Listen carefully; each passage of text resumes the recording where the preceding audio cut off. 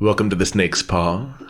This is our second episode of Basic Pitches. I am Matthew Morris, and before we begin, we have a couple announcements that we'd like to make in regard to this episode that we're recording now, and also some upcoming episodes for the month of December. Hey y'all, it's Andrew. We're actually recording at my place, and it's an eventful night in this house. We've actually got some friends around who are going to step in for the recording, so you might hear some voices that are going to be new to you. And we also happen to have a voodoo initiation ritual going on in the house, so if you overhear some other voices or some drumming, that might be what's going on. Hey y'all, Jack here. We wanted to take a second and thank everybody for coming with us on this journey so far. The Starship Mudskipper has been a blast to do, but we're going to be taking a break from that show for a while. It is coming back, but it won't be until sometime in the new year. We've got another show that will be airing this month, a 4-parter that I'm really excited to share with you, but I don't want to give anything away, except that it will be released on an accelerated schedule. We'll be running new episodes every Thursday this month. Also, during December, we're going to be releasing an episode of Basic Pitches once a week. And when we were doing these Basic Pitches, we're going to have some guest collaborators accompanying us with a few of them, including one that we have with us tonight. It's our friend James. James comes from the same theater world that the group of us have collaborated in before, and is also our original gateway into sound. James is the reason why you were able to hear all of us this evening, and gets credit for all the things that work, and we get the blame for all the things that don't. That is how it's very accurate. Credit should be distributed here. I'm the gateway of sound. I'm the vulva through which all vibrations pass. I'm also very basic, which is why I've been invited to participate in Basic Pitches. Yep. Gonna tear some shit down tonight.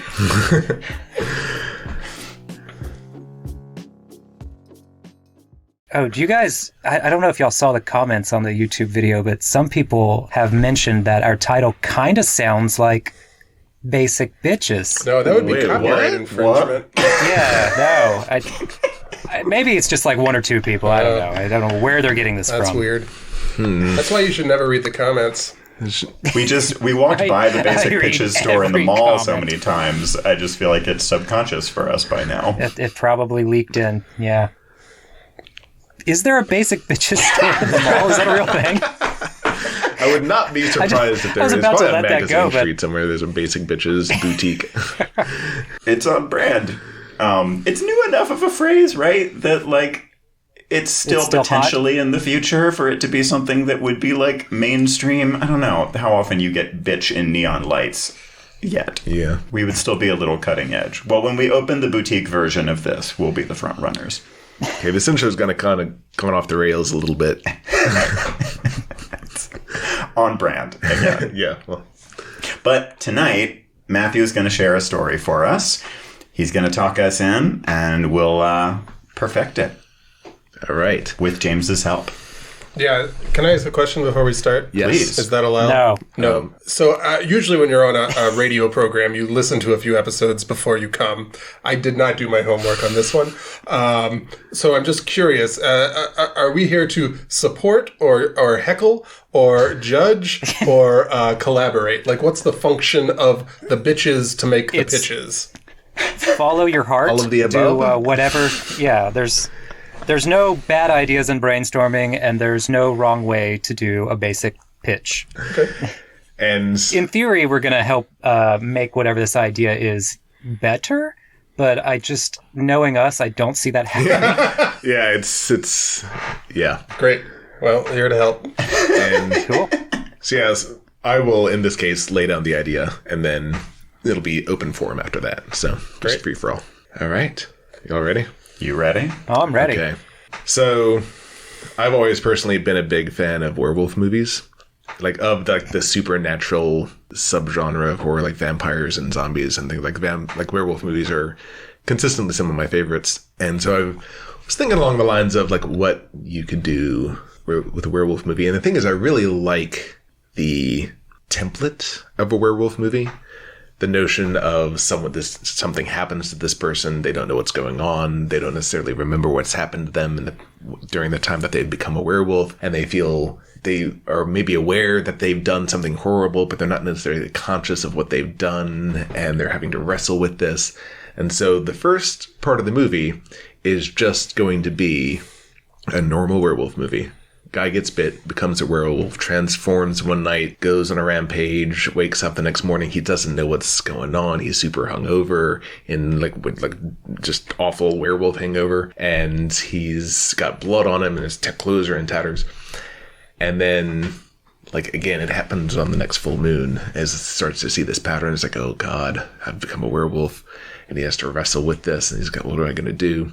But then on the third transformation, the full moon just seemingly happens to coincide with a furry convention that's going on in town. And so he's doing his werewolf thing and he's, rampaging. And then he comes across 3 or 4 people in fursuits in an alleyway. And they turn to look at him. And suddenly it's not the werewolf who's attacking people, the tables have turned and they're werewolves on the run from the furries. And at first, you think just they're furries, so they're into werewolves, and they want to bang this werewolf. Oh, was that what we thought at first? Okay. Go on. Did y'all catch it? That's the subtext. Got it? And we'll have a violin solo. So the werewolf is running away, and perhaps the viewer thinks that there's some sort of sexual thing going on. And so he just spends the whole night just trying to avoid these furries who are relentlessly pursuing him. And suddenly the werewolf has become the victim and these fursuit people are very threatening. But then it becomes apparent after he comes out of it the next day and in the days following that this is part of a conspiracy among a certain sect of furries to track down cases of lycanthropy and then to try to be bit by lycanthropes so that they can actualize themselves as anthropomorphs. It's full on nice furry little realization. twist. Yes. Yeah. For realization. Realization. It's for real. Like in the Guillermo and What We Do in the Shadows. Who's hanging out just to get bit to turn into a vampire. It was so close to being Guillermo. I got there. Yeah. No, I like it. And then, so at this point, the conflict is, does this werewolf guy, who is not part of this whole thing, he just kind of stumbled into this accidentally, does he oppose them and stand up to this, kind of conspiracy to create this new world werewolf order? Or does he join forces with them? And that's what he's got to wrestle with.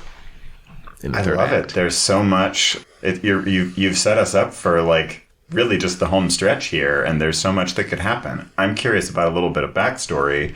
I guess 2 things. You say sort of a new world order. Is this if we all turn ourselves into were animals, then we'll be way stronger than everybody else and it's world domination? Potentially, yeah. That's kind of at least what they're going for. Cool. So this is... I love Andrew's implication that by were animals, that there are other things come in all kingdoms and phyla. So there's got to be another sect that's trying to track down the were frogs and stuff. The were frogs. The were goldfish. I think one often sees smaller predator animals at these things. I'm not an expert, but a lot of a lot of foxes and a lot of marmosets. I don't know, but you seem to know a lot. Yeah. Heavy on the furry mammals, as the name implies. Yeah. They're not called scalies. So we're not dealing with Gila monsters most of the time. So we would have a decent number. Is that how that's pronounced? This might just be a subset of furries, but I'm just trying to place this in furrydom at large. There should be a Gila monster named Guillermo, though, just to really lean into that soft G. It's Guillermo. So we're so for simplicity's sake, the first installment in this 20-part series is about werewolves, but we have the room to expand this IP later on. The extended lycanthropy universe, furry lycanthropy universe, because it has endless potential. And I guess as big as Animal Kingdom. My smaller question within this is: do they have a way when they look at this guy when he comes in the alley? are they able to know what he is on sight versus like, oh, that's a really good costume? I think there's got to be more story. Specifically, I think they're seeking him out. They've heard reports that sound like some kind of so they organized the furry convention to coincide be on the full moon because there's all very well planned on their part. But they're not actually furries. No, they are furries.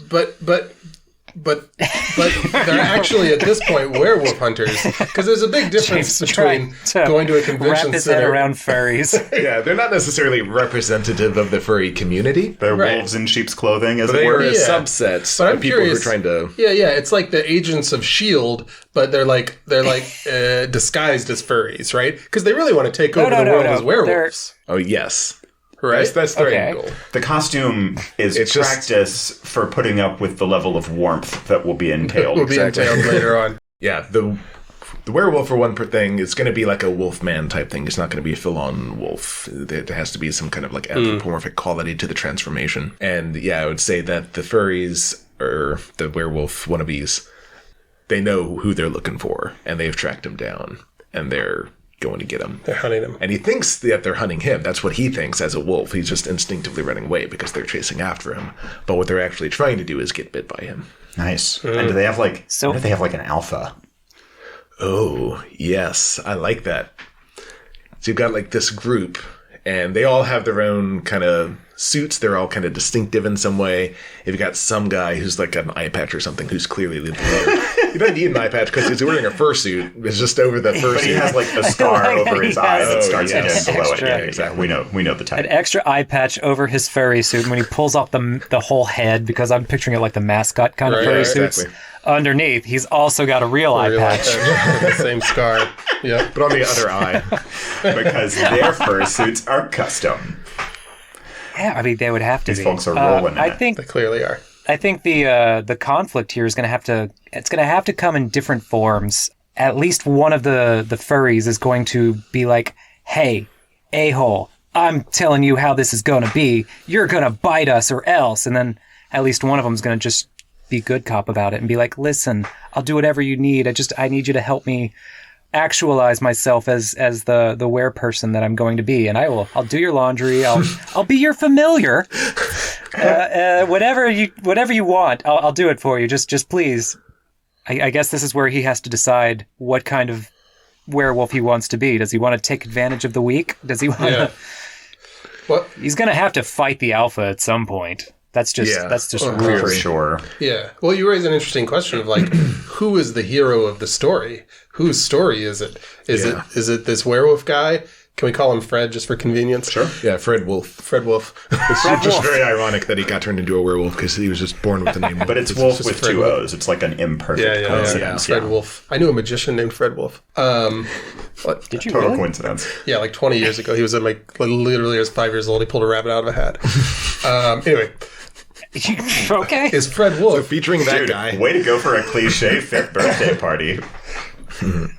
It was a good time. You still remember it 2 decades later. But it could be that he's the hero who's like fighting for his independence, and it's almost like the lycanthropy. You said the word so much. Lycanthrope. Lycanthropy. Yeah. But it could almost be like a disease he's dealing with, and so like at first you feel for him, like he's got this thing he's got to overcome. But maybe that could be he's the hero in that way, or it could be that these other people want to become werewolves, and that's a good thing for some reason that I haven't thought of yet. Well, because he doesn't necessarily know if he can cure being a werewolf. Right. So maybe he just joins in with the pack, so to speak. And maybe that's the conflict that leads to him duking it out with the alpha. For sure, because if we are seeing his first couple of transformations, we've got to see what an alienating and lonely experience that is, and they offer him potentially the sense of like a new community. Oh, so he builds a pack. Oh, what if they Yeah, go ahead. What if they seduce him into it? Like, okay, let's say there's going to be the good cop wolf who's actually maybe there's a romantic love angle there. As much as I hate romance in werewolf stories, it could start as like, I've fallen in love with this one person and I don't want to be this immortal beast by myself, but the alpha over there, he's kind of a jerk, so I'm just going to change you and we can run away together and be werewolves forever. And then as soon as he changes her, she's just like, haha, I got mine. Now I'm going to change them because I was actually in love with the alpha and we were just using you. And now that we can change everyone, you're not needed. So they try to kill him or whatever. And then the whole third act could just be a standard revenge story of werewolf killing werewolf. No, Lupina, we were rooting for you. Lupina. Was she born with that name, or is that her If he persona got to name? be Fred Wolf, Lupina, I don't know, Vyacheslava is a completely reasonable. Yes. So Lupina breaks his heart, and then he has to eat her heart, because that's the only way you kill a werewolf. Is that? I thought there was like silver involved. Oh, canonically, you can eat their hearts, and that also does the trick, so you don't have to waste money on silver bullets if you're already a werewolf. Okay, what if he's... Werewolf with a gun! He, like, gets her a, like, silver wedding ring that he wants to offer her. And then the wedding ring ends up being, like, a weapon of murder. If we need a silver weapon at some point, we can have our Chekhov's gun. After he gets double-crossed and she kicks him out and they think he's dead. Into a bullet. Yes. Because you can't go out and buy silver bullets. You got to make them. That's right. Yeah. So then the next question to discuss, in honor of all the great werewolf movies ever, is what level of bad CG do we want to do these werewolves? Oh my gosh, that's a great question. I mean, the fact that all the furries are in suits really invites kind of anything and everything. Because you can just have the fur bursting out of the seams of the suit and then just like tear the suit open. That. That's a good image. Oh, that would be cool. A lot. Yeah. Can you imagine like a Five Nights at Freddy's kind of animatronic suit, just like with bits of fur poking out and then like the mask half coming off and underneath it there's just werewolf face. This is the werewolf eyes. Is like something with a really sort of uncanny like fake face with big bulgy eyes. Someone in a fursuit just kind of slowly walks towards the camera and then the transformation happens from beneath it. Yes. I think we just captures it all in a little nutshell. Yeah. I love it. Personally, I'm a big fan of the practical effects era werewolf movies. Claymation? Not that practical. But like my mind went very, very Evil Dead for a second. Yeah, like The Howling and American Werewolf in London and Company of Wolves and things like that, where it's like those very grotesque like 80s special effects, like you had in like The Thing, and where it's just like the slimiest plastic you can imagine. I think the expression is wet puppets. Oh my god! Wet Yes, puppets. Yeah, that's. I've seen it referred to as wet puppet special effects, and I love that. That's great. Yeah, That's such a perfect. I mean, that's a title for something right there. That's our next basic pitch is gonna be wet puppets. What is Wet Puppets a story about? It's puppets who get turned on I've by got an having idea. hands up their insides. No. Just I got an idea. We'll leave it at that. Okay. So, how does this turn out in the end? Does he overcome? Does he take over the pack? Does he kill all the other werewolves? And does he free himself of the curse? I think we have to, for it to be truly tempting, we have to see him come within reach of it. And so there has to be, as we've said, a fight with the alpha. There has to be a showdown, at which point, if we have Lupina standing in for the, romance, standing in for the idea of community, he still has to have some level of thought that he could, like, get her back. I think I've got it. Go for it. I think I've got something that ties everything together, but it's going to kind of make this whole thing take place over the scope of many moons. Okay. Okay, so obviously he's with this group long enough to fall in love with Lupina and want to marry her. So we're going to say this has been months and months they've been going through this. Then he finally changes her, and she and the others beat him up and like throw him off a bridge or whatever. Like, oh, he's probably dead. Let's not worry about him again. And then over the next, like the whole third act is him seeking his revenge, but planning it out because revenge is a dish best served cold. So he finally, after a while, let's say like a year, comes and he attacks them at Lupina and Alpha Male's wedding. And he just, red weddings, he kills everybody there, but like right before he kills Lupina, she's like, wait, I have a child. And then he kills her, and then he hears a baby crying, and he looks over, and there's a werewolf baby. Credits. And it ends with a dog, just like Bruce Man. So it ends with the main character getting a dog. Yes. So now he's got companionship because he's got a werewolf baby. That's his new community. He's going to raise that baby like he didn't kill its parents. And it's going to suddenly get really cute for like a day every werewolf month. babies are going to be super cute. Oh, yeah. And then you can have the werewolf babies. That's the follow-up series. The children's TV show spinoff. Yes. So much branding I'm all potential. for that. And oh god, and you could sell the plushes of the werewolf baby. Yes, and it transforms. It like turns inside out. There's God. Yeah, I used to have a stuffed animal has turned into that was like a dinosaur that turns inside out, and it's an egg. And if you like squished it all around just right, you could Velcro it shut to be an egg again. And so I think we have a something to start drawing out schematics for. All right. I like that we're thinking about the branding before we even have a title. You have to do that. Yeah, think about merchandising. Yeah. That's right. Like we're not going to make any money on the movie. It's all going to come from the action figures and the dolls. That's it. Yeah, we know where the real juice with this concept is. I feel like by the same token, all along the way, the wolves would have to have somebody who's sort of, if there's an alpha, there's also kind of an omega in the pack who doesn't even actually want to be a wolf, like wants to be a frog or something like that. And that... Oh, God. He's the only one who lives. He's the one who tells him after he kills everyone at the wedding, like, hey, by the way, you should know, there's a werewolf puppy. Yes. And he's like, I didn't kill you, Ned, or what's the frog person name? Ned Groff. Ned Groff. I didn't kill you, Ned Groff, because I know you didn't want to beat me up and throw me off the bridge. They made you. And possibly a post-credits little teaser. I don't know, by some means or other, Ned Groff gets the info about a werefrog who's out there somewhere. Somewhere. Or there could be a mad scientist who's working on engineering the werewolf disease to work for other species. And you could do some genetic science. It might have to be done artificially. That could be another spin-off series. Ooh, Ned Groff. Like, what's our wolf's first name? Fred. Fred. Thank you. Fred. I was like, Fred and Ned are too similar. Fine, we're rolling with it. They are. There's an Ed, there's a bed, and there's a dead. So maybe Fred decides not to take the baby, and Ned's like, that's all right, I will. And then we find out he's using the baby for genetic testing to like engineer in the other species. That is a great setup for a sequel. Absolutely. I can just see like the mad science lab, like after the credits, Ned's got like, I don't know, some jumper cables hooked to the baby who doesn't seem to mind. And then like the other end is hooked to just a frog.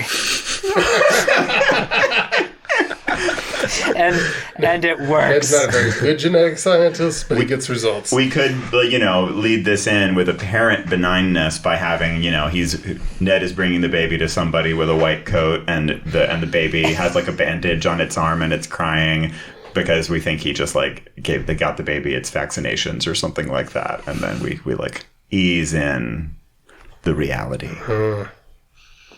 Right. Oh my gosh, I love the idea. Such a good dad giving his puppy a Way shot. too many twists here. It's a sequel. We're like doing...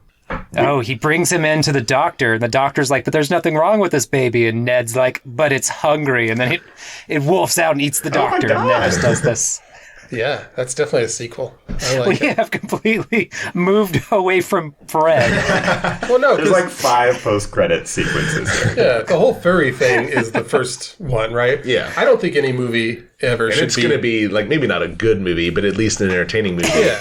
And then we'll have a whole bunch of sequels Well, the that are spin-off. much, much worse, but still entertaining. Yeah. And I don't think any movie It's like- of this genre should be more than about 65 to 70 minutes. And that's it. Hard stop.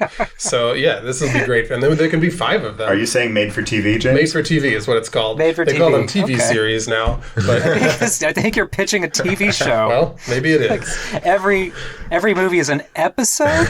Yeah, that sounds like a much better way to do it. I think we can look for a way to bring this home. So, I mean, the word were and the word fur both give us ample bad pun opportunities if we want to just drop our buckets in that well. Yeah. Yeah. Forever wear. God. We could do this something. is a bunch of words put together. But it feels nice. It does. I mean, Neil Gaiman wrote a book called Never Wear, which forever sort of that kind of means all something almost.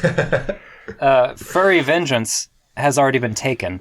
Yeah, when I thought up this concept, I looked up, and there are at least 2 furry horror movies Really? where furries hunt people or What? just fursuits are creepy, I guess. So they're just capitalizing Yeah, I guess on it's that. hot right now.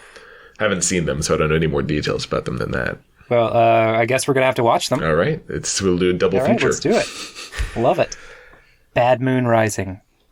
Man, I hadn't even gone into the moon tunnel yet. The Moon Tunnel. It sounds more exciting than it is. I'm trying to think of anything else, but like Oh, everything just comes up silly puns with where. wherefore art thou, Fred? We'd like to sell a few tickets. So sorry. I'm sorry. That title would sell a few tickets, I think. Wherefore art thou? And there we stop. Wherefore And there's art not thou? a Shakespeare There's no reference Shakespeare reference. anywhere. Yes. No, Anywhere. And just arbitrarily, what Fred and Lupina have in common is a love for Romeo and Juliet, and it's like completely like stitched into the plot. Yeah. No, if you do that, it's going to get... The producers are going to pigeonhole it, and it's going to be a werewolf furry Romeo and Juliet. And it's going to have to be. And at the end of Romeo and Juliet, everyone dies. So Yeah, that works out. This Hey, could be perfect. the bloodbath. Yeah, I like this take. We could just call it Moonblood. and that won't imply menstruation at all. No, it's good. That's our tagline. Moonblood. It's not about me. How about his time of the month? Oh, God, that's so bad. Or yeah. unconventional. Unconventional. I love wow. it. That's Oh, perfect. God. Yes. That's a We would have to stretch. probably put the convention a little bit more front and center. yeah. Yeah, you put it in. Oh, they're getting married at a furry convention. So when he shows up, he just wrecks all the furries at the God. convention. We We're shouldn't change the plot to they're- justify a title. We already have a tenuous balance achieved. We could just add another plot, right? Yeah. It doesn't hurt to have too many. And that is where we always want to end, All right. is with too much. Well done, y'all. Leave them right. wanting less. Thanks. Leave them wanting less. Well, thanks for your insight, James, on this and on our other pursuits. I think people get to hear your contributions regularly, just in a quieter way. Sure, happy to help or detract from the conversation. All right, y'all. We're going to wrap things here. We will be seeing you a bunch this month, so stay tuned in. We're going to have the first of our series dropping on Thursday. We'll be doing more of these on Mondays, so keep an eye on whichever feed you prefer. We're on YouTube, and we're on all the podcast platforms, and you can also find us various places online. And Nefa, you want to tell them how to support? Yeah, just go to ko-fi.com/thesnakespaw. That's ko-fi.com/thesnakespaw. And feel free to earmark whatever you offer for the budget for a particular project that we've pitched if you want to see one of these things come true. If, we get $10 or $15 behind one of these, we can do a low budget short. And if you want to support us but don't have any money, the best way you can support us is just by liking, subscribing, and telling your friends. Seriously, y'all, word makes a lot of difference at this early phase in the game, especially. So thanks for those of you who are doing that. Word. All right, y'all. We'll see you very, very soon.